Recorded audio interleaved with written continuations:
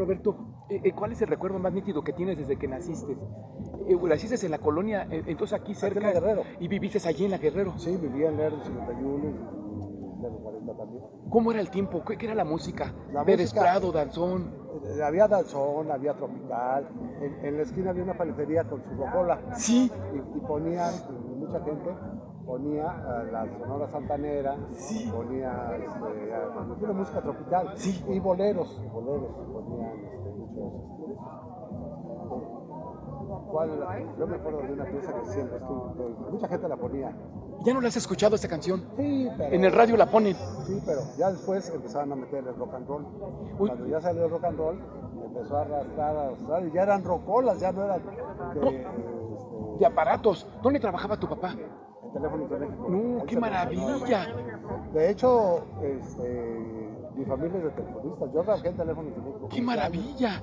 Mi hermano, el que me sigue a mí, está jubilado. Mi tío, el último, jubilado. El mayor fue mi papá también jubilado y mi mamá trabajó en teléfonos. Sí. Allá en Córdoba, ella Sí. trabajó con mi tía, mi hermana Bella, y mi papá lo mandaban él era de cables, que se metían los Sí. pozos y los postes, todo eso, y lo mandaron a Córdoba y ahí conoció a mi mamá. ¿Tu mamá es de Córdoba, Veracruz? Sí. Ahí nació Jorge Cuesta, el primer esposo de la primera esposa mexicana Lupe Marín de Diego Rivera. Jorge Cuesta fue el primer ser humano mandado a Europa que descubrieran de Bretón y tradujo a Paul Eluard. Y en el 28, porque él era químico, fue amigo de Jaime Torres Bodet, Salvador Novo, Javier Villarrutia, y le hizo una antología poética a todos ellos. Oh, qué bien. Jorge Cuesta. ¿Y de ahí has ido a Córdoba? Sí.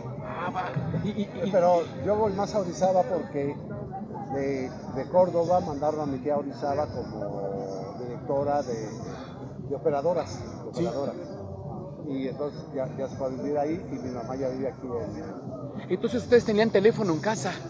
Sí, allá en Orizaba.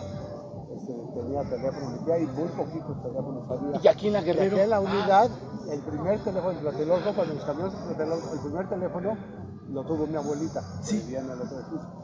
Y el segundo fue el de nosotros. ¿En qué edificio vivía tu abuelita? En el Primo Verdad. Y su teléfono en ese entonces fue el 29. ¿Quién se lo quedó? 29. Se lo quedó a un primo que ese departamento se lo quedó a él. Ya no supe de él, de Sí. ese primo. Y el de nosotros era el 29. ¿Y el tuyo quién se lo quedó? No, pues todavía lo tiene ahí. ¡Qué maravilla! Un hermano. Sí. Un hermano. Pero ¿Lo has creo visto? Mi hermano todavía trabajó conmigo y ahora no sé si hoy o mañana va a ir. Porque vive a un edificio de... ¿Cómo eran esos teléfonos? De esos negros que estaban así, pero ya había unos de color. Sí, pero eso era como crema. Sí. Pero era así con los 10 números acá. ¿Qué año habrá sido eso? Eso fue en el 63. ¡Qué maravilla! En el 63. Y entonces tú, chiquito, ¿qué jugabas? ¿Qué hacías? ¿Canica, trompo, valero? En el Lerdo jugué. Para el valero yo era el bueno. Sí. O sea, jugaba con el valero al revés, para meterlo así, meter Sí. el palito acá y luego hacer caminos. O sea, el yoyo también lo jugué muy bien. Sí. Un tío mío me enseñó muchos trucos que él sabía. Yo también, y el yoyo, después yo lo manejaba muy bien. Maestro, ¿cuál fue su primer vinil que compró? ¿Su primer disco? ¿Le primer compraron? disco, ¿O había discos en la casa? No, sí, pero muy gachos. De mi hermana, la mayor, le gustaba el danzón y los tropicales. No, el primer disco que yo compré fue uno de rock and roll de muchos artistas. Tenían como 6 conjuntos de rock. Y el primer disco importado lo compré en Aurrera. Se va a pensar platicando a uno de los cuantos aquí. Yo fui a Aurrera y quería comprar el Sargento Pimienta de los Beatles. Costaba 56 pesos Sí. y yo tenía 54. Le dije a la señorita, déjame los de 54 pesos. No, yo no puedo. Por 2 pesos, era un dineral. Sí, me lo puede guardar para mañana porque Eran como las 7 de la noche.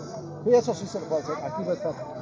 Y me vine acá, me fui a la escuela, a la Sí. prepa, y lo que me daban 5 pesos, me gastaba 2 pesos en camión. Sí. Y 3 pesos ya no compré torta ni nada. Me vine directamente a Aurrera y le dije a una señorita que estaba, porque ya la otra era de las tardes, oiga, aquí dejé el disco de Sargento Pimienta. Pues no, no está ahí, no está ahí, no está. No estaba. Pero voy a un anaquel que tenían allá, dije, bueno, pues a ver qué onda. Que sale el disco. No, hombre, había una oferta de discos, tú sabes, ¿saben de los Who? De mi generación. Sí, va a llenar las letras azul y rojas. 10 pesos. Estaba el de... LP o... En LP. Estaba el de uno que era de varios artistas, donde venía el libro de los Beatles. ¿Qué año habrá sido ese? Eso fue en el... 66, 67, 69. 69. Estaba Tenías 19 años. Sí, iba a cumplir 19 años. Y entonces estaba el de Blues Project, el que yo quería. Ese fue el que aparté. Estaba a 19 pesos y yo iba a pagar 56 por él. Hijo. Y ya compré como 3 LPs y varios sencillitos. Y ya cuando oí el de Blues Project, poco a poco, son muy conjuntos que no se conocen aquí en México. Y son buenísimos, varios cuates que tocaban en conjuntos ahí. Lo oyeron conmigo ahí en Tlatelolco y dijeron, entonces, ¿qué tocan Blues Project? Blues, qué maravilla de disco. No, y bueno, de ahí salió Al Cooper y salió el que era líder de Sandy Supernatural. ¿Cuál es tu primer disco de rock progresivo que tú escuchas? ¿Lo consideras el Sargento Pimienta o le faltará Pink Floyd, Deeper Than the Gates of Dawn, Search for the Secrets, More? No. El que tú escuchaste es que dijiste, esto es rock progresivo, me fascina. Bueno, todavía no era rock progresivo, pero el precursor. King Crimson, primero. Al primero, en la corte del Rey Carmesí. Sí, salió nacional. Sí, llegó a ser. ¿Lo compraste en el 69 o 70? Por ahí sí, 70. ¿En qué tienda? En Sala Margolín, que está en la Colonia Roma. ¿Cómo llegaste a Hip 70? A Hip 70 porque yo estaba en CU y luego íbamos a la... Había pista para cochecitos. Sí. Y ahí estaba la discoteca de Hip 70, la primera que puso Armando Blanco. Armando Blanco vive todavía. Sí, y su hermano también. Carísimos los discos. Él daba caro. Carísimo. Mejor Yoko del otro lado. Yoko Quadrosonic. Sí, y yo conocí Sala Margolín y el mercado de discos del centro empezó a importar discos y los daba en 65 pesos, cuando todos ellos daban en 85. ¡Ah! Sí, entonces yo iba al mercado de discos y luego... ¿En Tepito? No. ¿En Lagunilla? No, junto a la Latino, a media ¡Qué cuadra. maravilla! Sí, la Latino, acá, Latino, a media cuadra. de Bellas Artes para allá. A media cuadra, ahí estaba el mercado de discos y llegaron a importar y los daban mucho más baratos. Luego Aurrera empezó a traer más discos y también eran baratos. Hasta ingleses los daban en 80 pesos. Los ingleses, ahí compré unos de Caravana y de bastantes grupos. Maestro, ¿cómo vio el progreso de la música desde el 59, que empezó a escuchar esos primeros rock and rolls en el radio AM? ¿O no existía FM, eran radios de bulbos, no? Sí, eran radios de bulbos. Grandes. ¿Y ahí sonó? ¿En qué estación? ¿Cómo fue eso? ¿Escuchar a Elvis Presley por primera vez? No, mira, yo dejé de oír, yo oía puro rock and roll. ¡Qué maravilla! Y oía... Enrique Guzmán, César Costa, sí, Camisas ellos, Negras. Sí, todos ellos. Y los pasaban, a César Costa no. No, a César Costa sí, a Enrique Guzmán no, porque él era de otra marca Pirlo. Sí. Y Orfeón pasaba ahí. Entonces Orfeón sí pasaba a César Costa y a muchos, a Maricona Rubio, a los Hooligans, Sí. Rock. Alberto Vázquez, Cortés. No, Alberto Vázquez no, él era de otra marca también. ¿Y en algún momento imaginaron ustedes que iba a llegar Javier Batis? ¿O oyeron en las revistas? Javier Batis estuvo en Tijuana mucho tiempo. Sí. Y ya cuando se vino a México, muchos decían que era el mejor guitarrista de México. Y sí, tocó en la Plain Soleil, que donde estuvo después Hip 70, a cuadra y media de la glorieta del metro. Ahí era la Plain Soleil.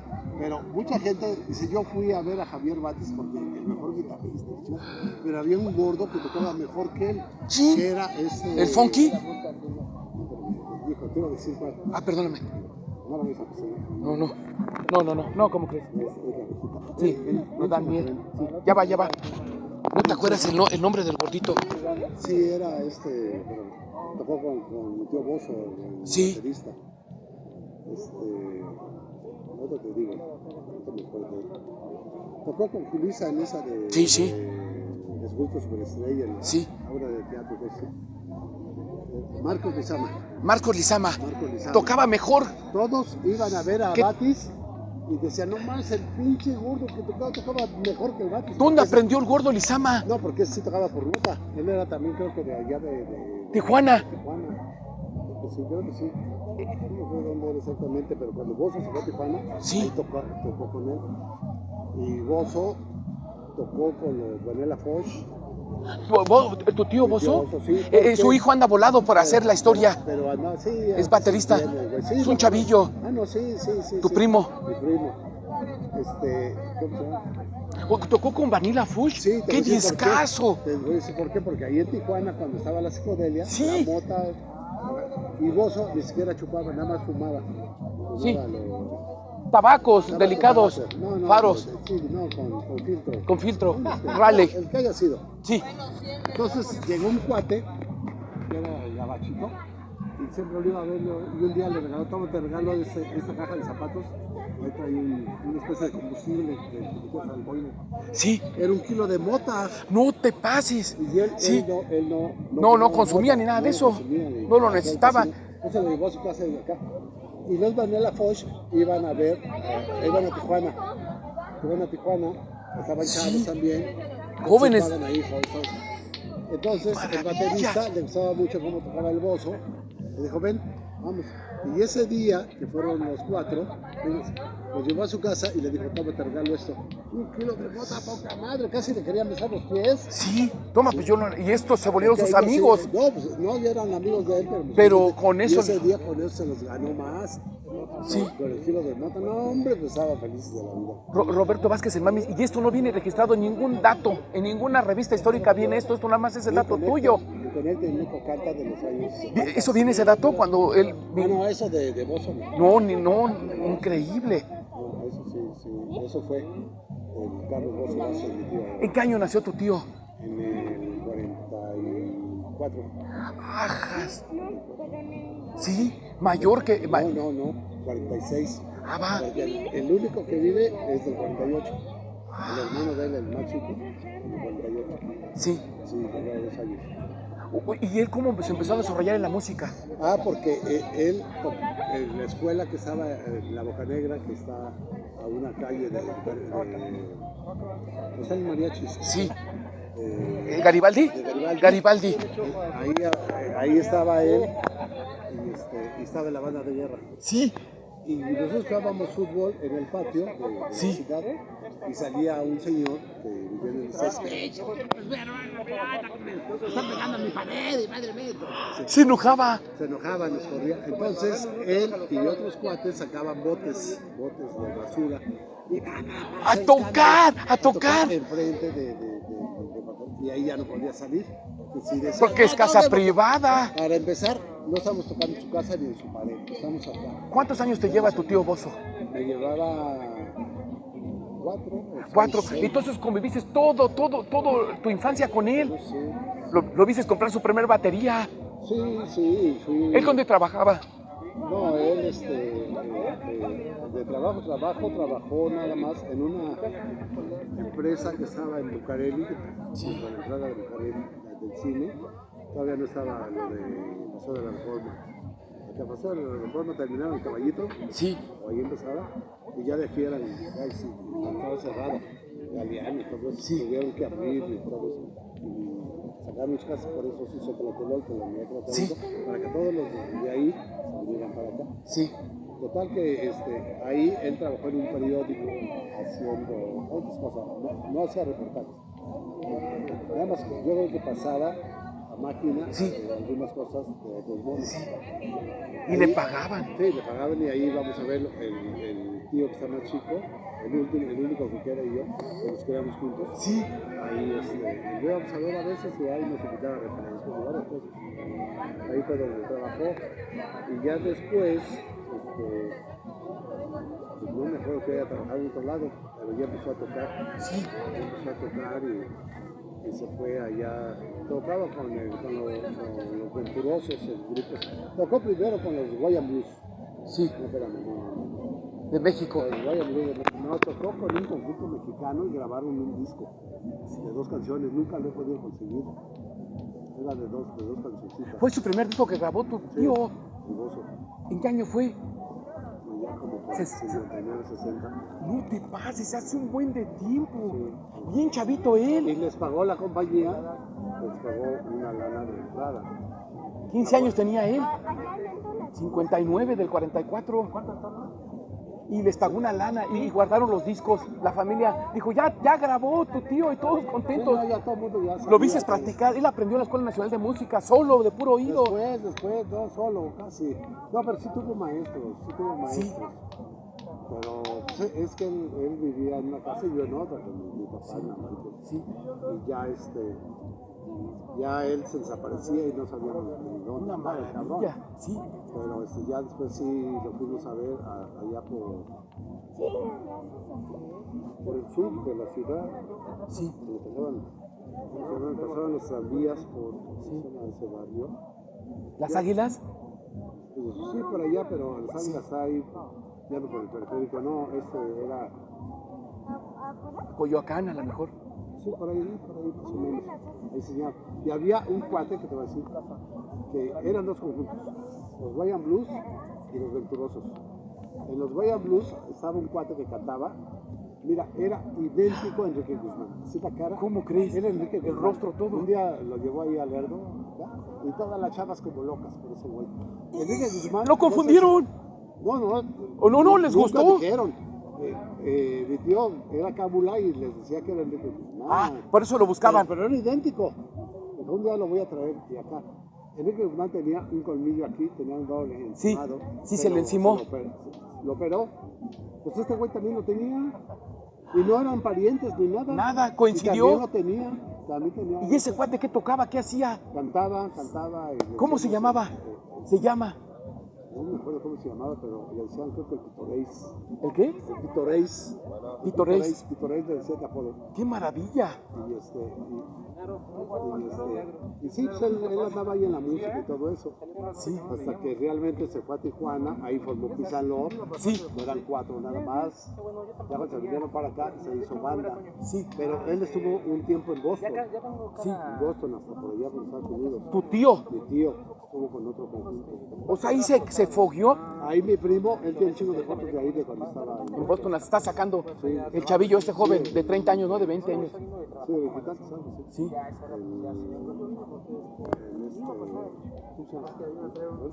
Sí. Oye, pero es increíble lo que Batis estaba tocando y había otro joven que tocaba mejor que él. El gordo, que tocaba. ¿Ya habrá muerto ese gordo? ¿Vivirá? Vivirá, después estuvo con Julissa. ¡Ah, qué maravilla! ¿En qué año todos querían ir a ver a Batis? ¿En qué año recién? ¿64? No más, 67. 67. ¿A dónde lo iban a ver? Ahí lo que fue la discoteca esa en el Aplin Soleil. Sí. Tocaba Batis. Dice, pero todos decían, yo fui a ver a Batis, pero tocaba otro conjunto. Y había un gordo que tocaba, no me lembraba, dice lo más, porque ese güey sí sabía tocar por nota. Batis no sabía afinar una guitarra. No sabía afinar su guitarra. Él iba a Musical Mexicana allá en Puebla, casi con insurgentes. Yo tenía cuates que ahí trabajaban y se vendían discos y todo eso. Yo llegué a comprar discos ahí. El segundo de Blue Chip, ahí lo compré, me acuerdo. Y tenían un afinador de guitarras y iba Batis a que le afinaran su guitarra. ¿Era un aparato o era un señor? Era un aparato. ¡Ah, qué maravilla! Quedaba precisa. Quedaba precisa, pero él no sabía afinar su guitarra. Y yo tenía un amigo de la prepa, cuando estaba en el 69, que era vecino de Batis. ¿Y acá en México? Sí, donde él vivía. Y dijo, no, yo conozco a Batis, a veces voy a verlo allá. Y sí, fuimos y sí le habló y saludó y me saludó y todo eso, pero allá. Pero Batis tenía en aquel entonces la facultad o la dificultad de que todas sus rolas las tocaba diferentes. O sea, la misma la tocaba diferente. Aquí tocaba, por decir, Memphis, y luego la semana que entra lo ponían ahí y era una versión diferente. Más o menos lo básico lo tocaba igual, pero ya los solos y otras cosas, muchas cosas. Se iba, derivaba, una maravilla. Sí, diferentes y cosas parecidas, diferentes. Él tocaba diferentes todas sus rolas. Así era su naturaleza, sí, porque, libre. Sí, y había un programa que se llamaba 1, 2, 3, 4, 5, Agogó, ahí salía él y salía Jodorowsky. y lo veíamos. ¿Llegaste a platicar con él, con Batis? Sí, en alguna ocasión. ¿Qué platicaron? No, ya ni me acuerdo. Mucho nada que no le tocaba, que es lo otro. Fue, yo creo que en la Cineteca. Sí, trabajé en la Cineteca, la sí, fueron muchos de artistas iban. ¿Nunca quisiste tocar, comprar algún instrumento? ¿Lo intentaste? Sí, compré una guitarra, mi hermano y yo, y él sí se fue a la escuela de música. Yo no. Yo tomé clases con otro cuate que tocaba la madre, pero ¿sabes qué hacía? Miren, yo ya sabía hacer las pisadas. Va. Y había chavas y todos que no sabían nada, absolutamente nada. Y ese güey, O sea, derrapaba en la guitarra. Sí, no, era buenísimo, pero... ¿Y tú no le seguiste? ¿Eras bueno también? Ya llegó el momento que yo dije, mira, yo tampoco nací para guitarrista. Y fue cuando entré como escritor a... ¡Qué maravilla! Sí. A varios lados. Y entonces ya La Bruja fue el que me llamó a Conecte, me junto a Conecte porque una vez fui a entrevistar precisamente a, ¿cómo se llamaba? El guitarrista invidente que era de Puerto Rico. Ayúdame, sí, el guitarrista invidente, ¿verdad? Sí, el guitarrista invidente, ¿cómo se llama? Pantoja. El guitarrista invidente que era de Puerto Rico, de por ahí. ¿Cómo se llamaba este cuate? Se me fue el nombre. México, venía mucho México. ¿Feliciano?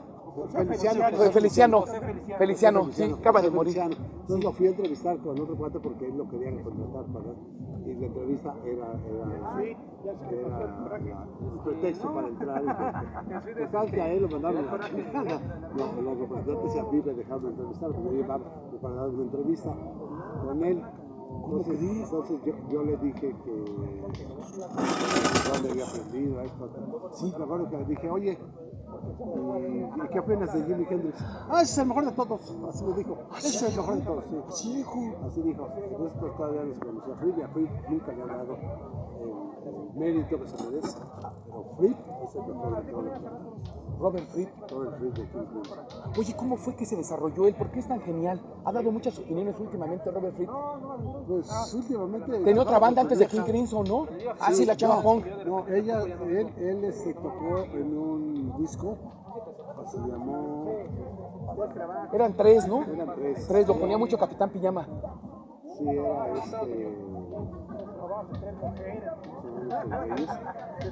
eran creo que dos hermanos que tocaron en el Crimson. Sí. Gills and Fripp Friends. Sí. Un discazo. Sí. Un discazo. Lo tengo en casa. Y se avienta dos rolas, una donde... Se avientan muchas. ¿Ese dónde lo compraste? ¿En Hip 70? No sé si... King Crimson, ¿cómo los conociste? King Crimson porque salieron en producción 590, los cuates esos de los Yoga, compraron el LP, el de Phil Freddy, y después yo dije, no, si yo lo compro también. ¿Lo pediste de importación? Sí, en Hip 70, Sala Margolín. Sala Margolín. Te lo llevaban en Sala Margolín. Pedías uno y si lo tenían en un catálogo tremendo, sí, ahí luego te lo traemos, sí. Los del Crimson, pero sí ha sido el mejor grupo que he tenido. Sí. Ni Pink Floyd, ni otro. Pero que ese guate lee nota, ¿no? Lee por nota. Claro. ¿Él dónde aprendió a los 3, 4 años? ¿Sus papás eran ingenieros? No, sí, desde chavo. ¿Sus papás que estudiaron música? No sé. Mucho dinero tendrían. Pero él a los 16 años llegó a Londres. Sí. Se ubicó y ahí empezó a tocar. Y después sacó el Gills and Fripp Friends. Bien chavito. Bien chavo. Y este Jorge, ¿cómo se llama? Fíjate, cabrón. Sí, maestro. Y ¿cómo se llama? Los cuates que te digo, Jorge, que hizo unos libros. Sí. Hasta las 100 mejores cantantes mexicanas del rock.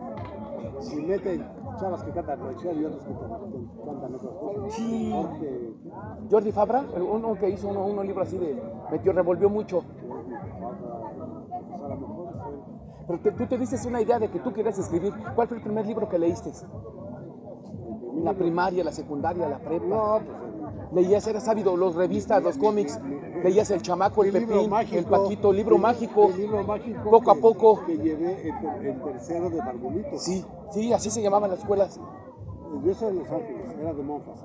Pero yo en tercero de parvulitos ya sabía leer desde segundo. ¿Quién te enseñó, tu mamá? No, las maestras, las monjas. ¿Recuerdas a las maestras? Las monjas. Las monjas sí. eran buenas personas, maravillosas, católicas. Yo quería, Rezaban el rosario. sí, porque Qué tenía maravilla. secundaria, pero para niñas. No, Y yo quería que tuvieran para niños. Sí. Para seguir ahí estudiando Sí. la secundaria. No, de niños no tuvieron. Pero una Yo fui a la instrucción. secundaria 4 cuando la secundaria 4 era la mejor secundaria de México. Y entonces pues ya me fui a la 4 y todo eso, pero ya con las monjas. Un día te digo que llegó una señora que quería meter a su niño a primero de primaria. Estábamos mi mamá y yo ahí viendo eso. Y ella, mi mamá, platicando con la directora. Entonces le dijo, no, quiero que inscriba a mi hijo. Y le dijo, ¿de dónde viene? Hizo 2 años o 3 años en tal kinder. ¿Sabe leer? No, aquí el primero va a leer. No, aquí ya los niños saben leer. Y, no, ¿cómo que? Sí, Roberto, ven. ¿Qué terminaste? Pues el kinder, voy a entrar a la primera de primaria. A ver, agarra abrió un libro así, donde sea, lee esto. Rápido. La dicción. ¿Cómo salen los niños de aquí? Sí. Y ya la señora se fue con su niño a otro lado, a otra primaria de gobierno, yo creo, porque no sabía leer. Saliendo del kinder y en el colegio de Los Ángeles, que era de monjas, ya desde segundo año ya sabías leer. ¿Tú entras allí a los 3, 4 años? ¿3, 4 años o 5? A los 4 años. A los 4 años. ¿Y esa escuela la conocía tu papá y tu mamá? ¿Cómo era contigo? ¿Muy amorosa o muy enérgica? ¿Les pegaba? No, había, en el 4º año había una voz que todos tus reglazos, todos se reían y tú también. Y luego ella estaba haciendo algo en el pizarrón, y veía que alguien hablaba y se volteaba y ¡pum! ¡Qué pinche borrador! Pero todos ríos porque se gustaba otro. Si tú estás descuidado ahí apuntando yo acá, y resulta que él era el que estaba echando el desmadre, ¿verdad? Pero esa maestra nos pegaba, nos hablaba, pinche desgracia, pero la amamos, fue fabulosa. ¿Cómo se llama? Pues, ¿No te acuerdas para saber? Eso fue en 1970, ¿Y 1960. Eso fue en el 60 y ella ya tendrá unos 80 años? No, hombre, si vive ha de tener No, pero en ese momento ella tendría unos 30, 40 años. 30. ¡Qué maravilla! ¿Eran carmelitas? ¿Qué eran monjitas de No, qué? eran monjas. No me acuerdo. ¿Te cuento algo, Roberto? Es algo que ahora la gente ya no valora. Esa educación católica de esas monjas que se entregaban. Ahora ya están en la época liberal y que está bien, según cada quien. Pero ya no tienen esa instrucción. Mira, que no se compara. todos los güeyes que se dicen ateos, cuando están muriendo, cuando están ya acá, lo primero que piden es un padre para que los confiesen. Y viendo, ahorita estoy leyendo un libro que no tiene nada que ver con la religión. Órale, hermano. Que no tiene nada que ver con la religión, sino que habla de muertos y muertos que reviven. Ha habido muertos que a los 15 días reviven los cabrones en los hospitales. Sí. Porque hay muertos que en 1 hora reviven, en 2 horas. No, que pasa. Roberto, tú eres católico. Completamente. Apostólico romano. Yo también. Y remono. Sí. Soy católico, apostólico y remono. ¿Y tu papá y tu mamá también? No, mi mamá. ¿Se casaron por la también. iglesia? Sí. ¿En qué iglesia se casaron tus papás? No, yo todavía no nacía. No, nunca te contaron. Se casaron en Córdoba. En Córdoba, Veracruz. Y tu papá ahí se enamoró de ella. La vio chavita, de la misma edad. Mi mamá era un año más grande que él. Tu mamá era del 23, 24. Del 24 y tu papá del 25. Sí, pero trabajaba en teléfonos de operadora, Sí. y mi papá cambiaba acá y ponía. Y empezaron a platicar y vamos a. Lo mandaron de aquí para allá y la conoció y bueno, nunca me lo quisieron platicar. ¿Tú eres el mayor? ¿Tú eres el mayor? Mi hermana. ¿Vive tu hermana? Sí. ¡Qué maravilla! ¿Hace cuánto no la ves? Unos meses. Tiene poco. Muy guapa. ¿Y tus abuelos, los papás de tu mamá, los llegas a conocer? Sí.